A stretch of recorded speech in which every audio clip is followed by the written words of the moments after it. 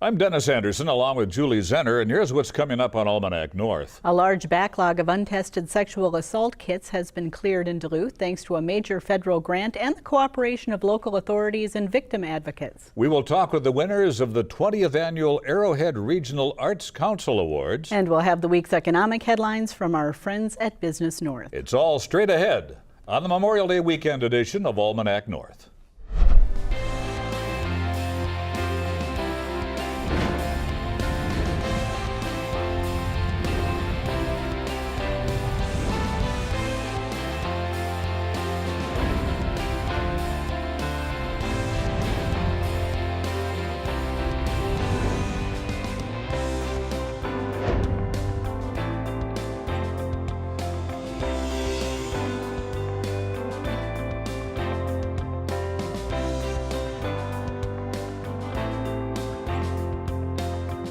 Hello and welcome to Almanac North. Thank you very much for watching. Keep in mind this week's show is recorded on Wednesday afternoon due to the Memorial Day holiday weekend. And Julie, it's the first big weekend of the summer. A lot of celebrating this weekend. It feels like it's been a long time coming. it's due, isn't it? It definitely is due. And, okay. I'll take it away from there you here, go. Okay? Thanks, Denny. 3 years ago, Duluth had the biggest backlog of untested sexual assault kits in the state, with nearly 600 sitting in evidence storage at the Duluth Police Department. This week, the city called a news conference to say it had cleared the backlog, and the last kits are now being tested. A cooperative effort of law enforcement, along with prosecutors and victims advocates, helped get the kits tested, and a new state law just signed this spring will help keep such a backlog from happening again. Here with more is Mark Rubin, the St. Louis County Attorney. Candy Harshner is Executive Director of the Program for Aid to Victims of Sexual Assault, or PAVSA, and Mike Tusken is Chief of the Duluth Police Department. And thank you to all of you for being here. Thank you. Thank you. Chief Tusken, let me start with you, because I think a lot of people are out there wondering how on earth a backlog of 600 kits collected at the police department. Yeah, so it collected over a period of time from 1993 to 2015. And so there's a variety of reasons that happened. So just for perspective, I got hired in 1992. So this is over many years, many administrations, and there are multiple reasons as to why that happened. Not having good policies and practices in place to get kits tested in a timely manner was certainly one contributing factor, but also not the awareness that our investigators, or even at the state, had it with the CODIS, the DNA database, and the importance of that evidence early in the 90s. Candy, what was PAVSA's reaction when you first heard about this? Well, we weren't aware of how many submitted kits there were, but I guess we weren't really surprised. We'd not had a lot of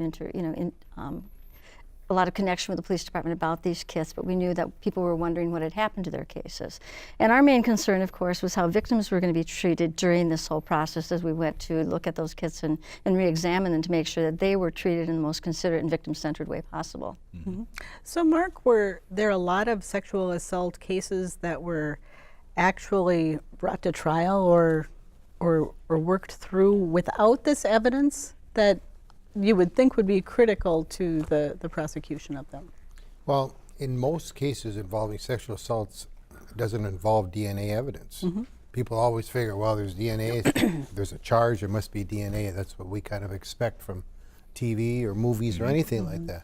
But most cases do not involve any physical evidence. So that's, and one of the reasons the cases built up and they weren't submitted is because before, the policy even used to be with the Bureau of Criminal Apprehension, if we submitted a sample in to be tested, we had to have a suspect, okay? Chief Tusken had to have somebody that they were looking at, and they would do a full serology, a more thorough DNA, or a different type of DNA analysis at the time. Now with technology, we can do it, where they do it an abbreviated test that gives us, they're looking for male DNA right off the bat. And now we have a greater database too with which to compare. So, Chief, who does the testing, and on average, what does it cost to test a kit?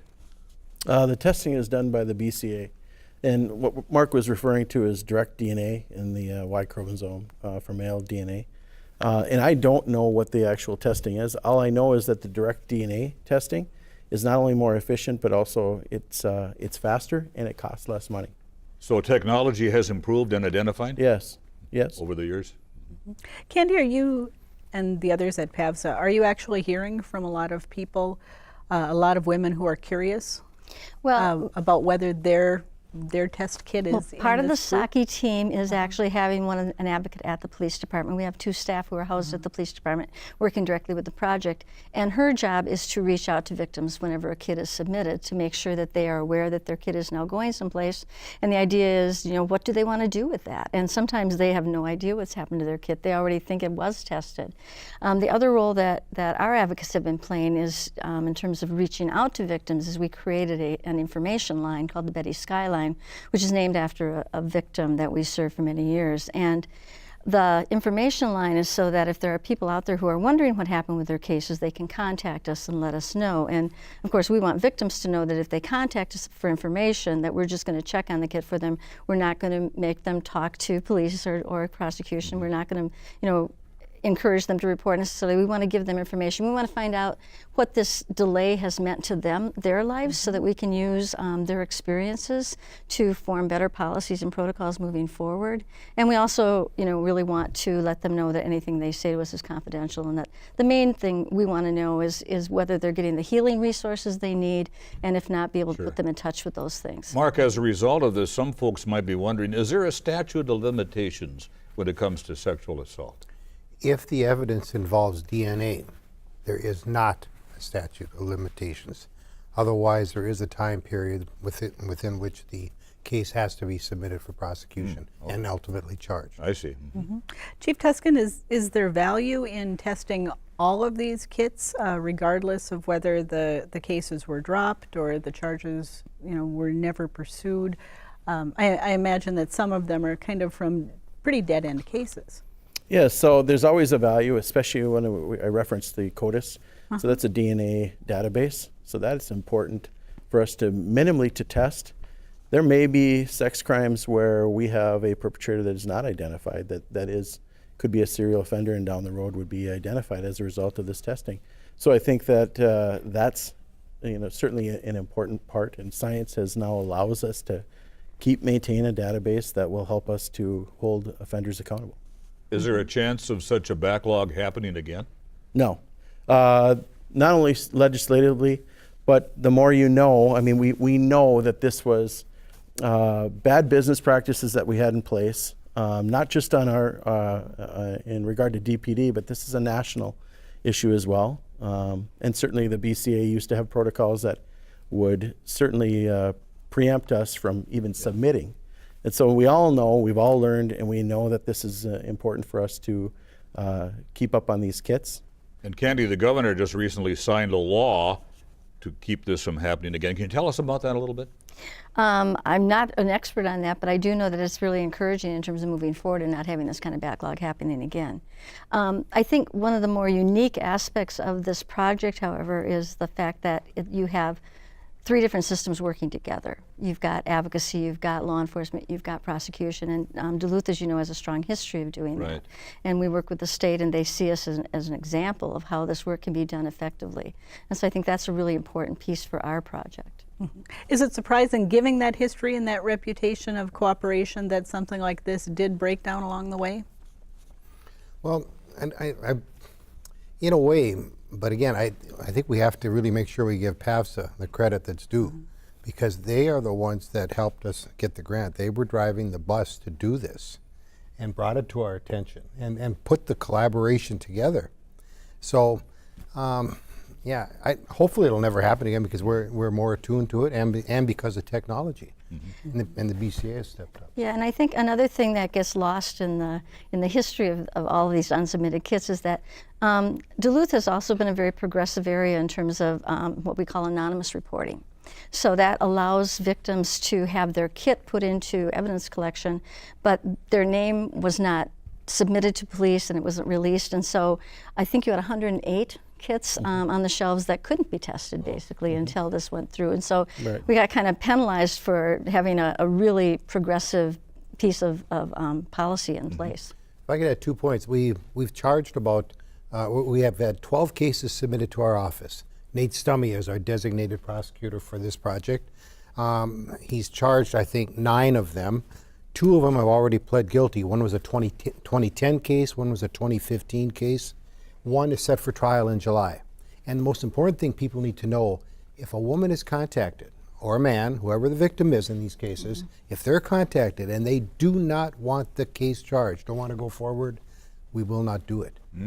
We're not taking that control away. Chief Tusken, has over the time that you've been in the police department, have processes and procedures changed in the way that you handle sexual assault cases? Is there more sensitivity these days? Is there more attention to the victim's rights in the process? Yeah, I think the evolution, we are certainly much more victim-centered than we were, certainly when I started in 1992. That said, I remember early on in my law enforcement career, I had an opportunity to do a short stint in the sex crimes unit. And those were very dedicated people who worked tirelessly to try to be there for victims and also to hold offenders accountable. And these folks have been retired for 15, 20 years now. So there was always a commitment to do the right thing. I often say that it's not, people will fail and systems rarely do.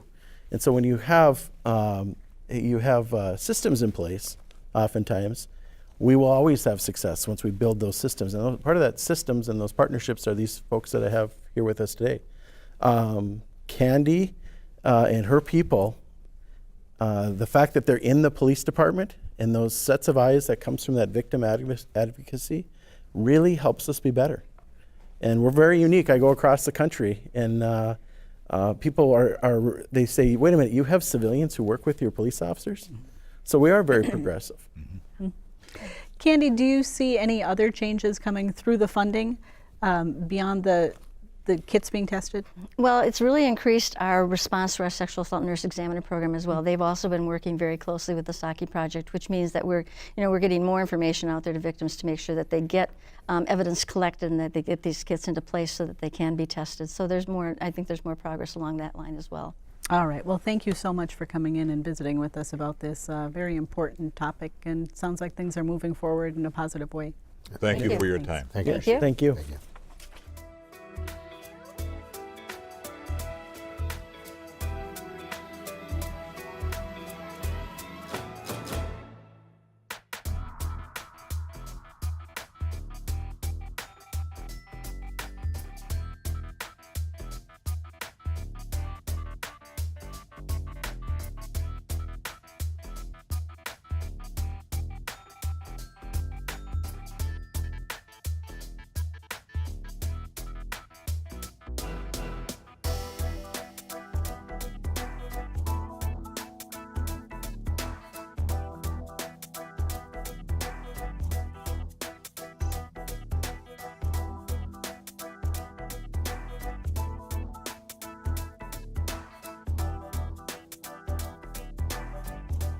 Well, for 20 years, the Arrowhead Regional Arts Council has been honoring artists and art advocates with an annual award.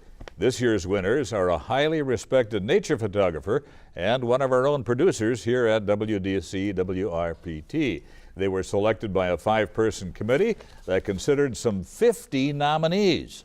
Joining us now is Craig Blacklock, winner of the George Morrison Artist Award, and Karen Sunderman is the Maddie Simon Arts Advocate Award winner. Welcome, congratulations to both of you. Maybe right off the bat we can get your reaction. Craig, how'd you feel when you won this award? Absolutely thrilled. I've admired George's work since I was a little kid. In fact, I have a little history. As a teenager, I took a sculpture class from him and distinguished myself by reaching up and grabbing a piece of steel that we had just welded and burned my hand, ran down into a lake. So I'd like to say that had a deep impact, but later on in college, I really discovered his work and it did have a deep impact, and so this is very meaningful for me. What about you, Karen, when you found out that you had won this award? I got a call from Drew in the Arrowhead Regional Arts Council, and I was like amazed and super humbled because to be singled out as a part of a team that's been working on arts programming here at WDSE for a long time, what felt like wait a minute, where's my other half and where's the rest of my team that works on things? But also the people who have been honored with this award in the past are some of my very favorite people. So Wonderful. It's pretty awesome. Craig, how did you get Walter Mondale to write the foreword for this latest book? Walter was a senator 50 years ago Yes. with Gaylord Nelson from Wisconsin, and the two of them co-sponsored the Wild and Scenic Rivers Act. And this book, being the St. Croix and Namakagon Rivers, The Enduring Gift, is about that 50-year celebration of these two incredible rivers becoming part of our national park system. And I teamed up with the St. Croix River Association, which is a friends group that works with the national park, and in co-producing the book with them, they assured me that Mr. Mondale would be thrilled to provide the foreword and the history that went into the protecting of these rivers. It didn't take much convincing. No, no. Karen, we're going to ignore you for just a couple of minutes and kind of flesh out each one of these conversations separately. I'm looking at beautiful eye candy of Craig's pictures, so go ahead. But Craig, you've been an iconic photographer for as long as I can remember. How did you get into photography, and how would you describe your approach? Well, my father started actually on the Moosehorn River, which is in this book as well with some of my recent work, at the age of 9, back in 1930, and he developed a career as a nature photographer in this area. A lot of it having to do with that interface of land and water that I really developed my career around. Much of Dad's early work was in the boundary waters for Land of Sky Blue Waters, Ham's beer advertising, and I tagged along with him and absorbed what he was seeing and doing. And it was incredible. I got to go to the most beautiful places in the country and worked alongside of him some of the calendars and books that he was doing, and then developed my own way of seeing. And Lake Superior became a big part of my career, and that was put on hold to do this book on the St. Croix. I'm going to go back to it again with my next project. Obviously, Craig, photography technology has changed over the years since you've been shooting pictures. How so, and how has that affected your work? It didn't change much for about the first 30-some years I was doing this. I started in 1976, and like my dad, I worked primarily with a big 4x5-inch view camera, a big 4x5-inch film. And then when digital came along, I waited until it got good enough to be really on a par with that for the image quality, because in my galleries I make big prints, and in my books I like to have large size images. And so I wanted to wait until the quality of digital was good enough that I really could do that. And that happened when I was working on my book, Minnesota's North Shore. And this book is completely digital. Not only am I using the newer technology with the digital cameras, but drones and drone-mounted cameras. A lot of techniques where you're combining many different images together, stacked focus to extend depth of field, panoramas. We're even doing panoramas from the drone now. Wow. So, And we just saw one of the drone pictures. That has to be fairly interesting to be watching through the monitor remotely. I'm watching on an iPad. I worked with my friend John Smithers, who flies the drone, and so I'm looking over his shoulder as an iPad, and I'm giving art direction to him. I pre-flew all of the area on Google Earth first. So I'm looking at satellite photographs of the Earth to pick out the areas that have the most interesting meanders, and the twists and turns of both the Namakagon and St. Croix River are full of meanders. And so we pick out where we'd want to go, the time of day, and so when we'd fly, we'd know exactly where we're going to go. And then I watch over his shoulder at the iPad, and I'm giving him direction, go left, go right, let's go up a couple hundred feet, and then when to take the picture.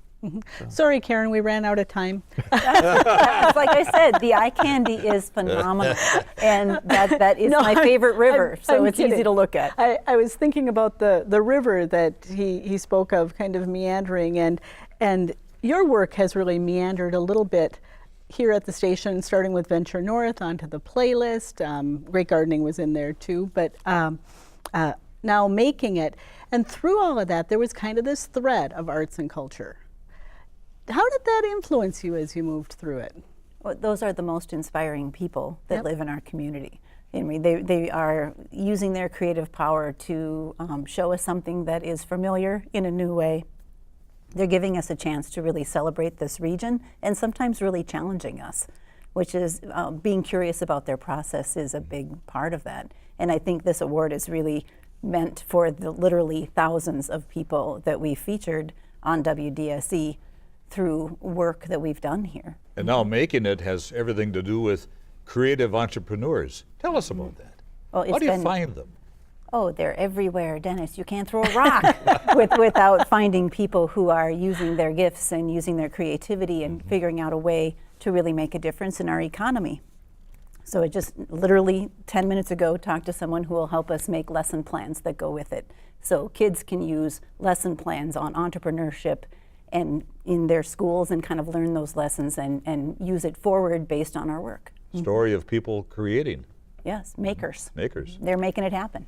Now, this award was for arts advocacy, and I not only watch what you're doing on TV, I see what you're doing on Facebook, and you're everywhere.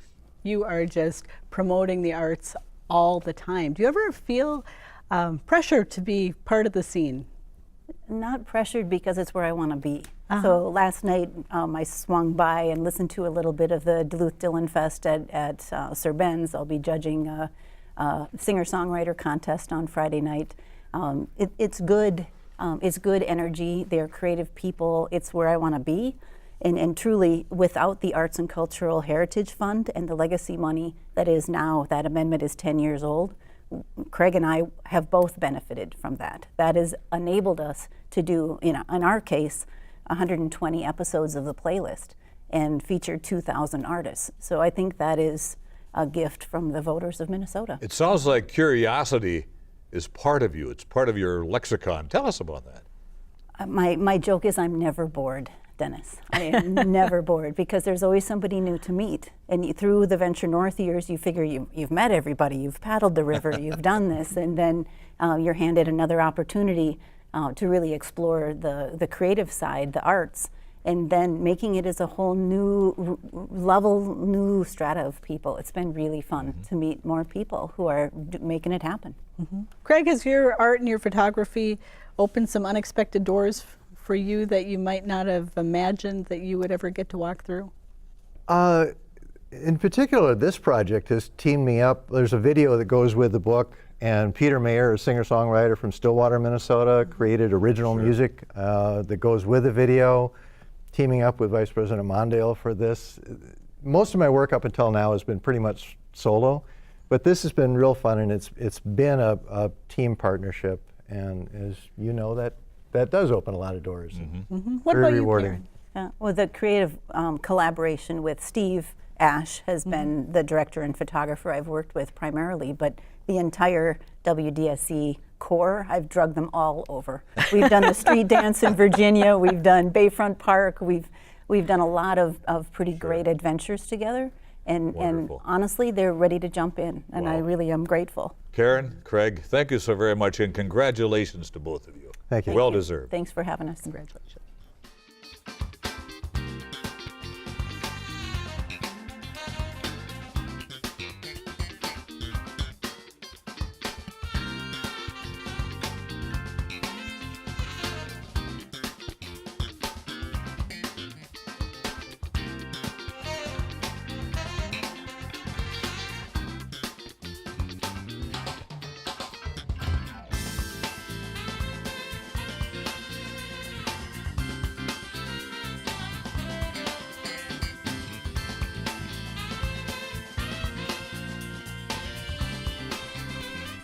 Well, it's time now for the business headlines from the editors at Business North.